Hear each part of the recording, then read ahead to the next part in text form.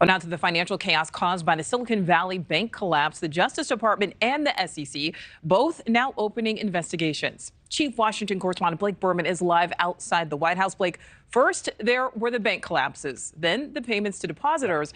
Now we're starting to see the Washington response. Exactly, Nichole.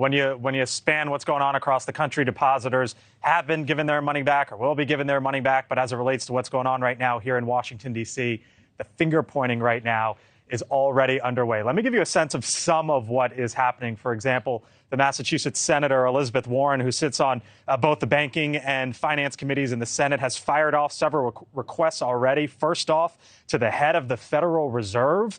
Warren says Jay Powell should recuse himself from the Fed's review of Silicon Valley Bank's collapse. She also wrote a letter today to the former head of that bank, Greg Becker, asking him for information regarding potential lobbying activities.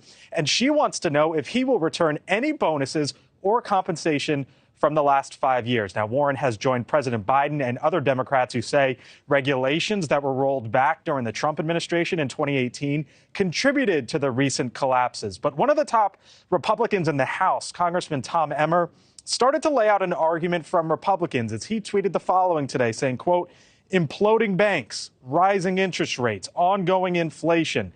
These are all consequences of Joe Biden and the Democrats' reckless spending policies." Now, there are also reports today, Nichole, that the Department of Justice is looking into what happened with Silicon Valley Bank, certainly Signature Bank as well. You can imagine, Nichole, that there will be a very close look on everything here from the regulators and from the government agencies. Keep in mind, these were the second and third biggest banking collapses in the history of this country, and they happened within 48 hours of each other, Nichole. Yeah, understandably, a lot of concern. Like you mentioned, Republicans pointing to inflation as the main cause of this. Did we learn anything more about that today?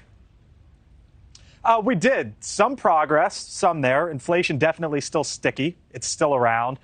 We got the latest reading from over at the Labor Department, and here are the numbers, the top line numbers today. According to the Labor Department, a 0.4% increase in inflation over the past month, added up over the last 12 months, and inflation increased by 6%.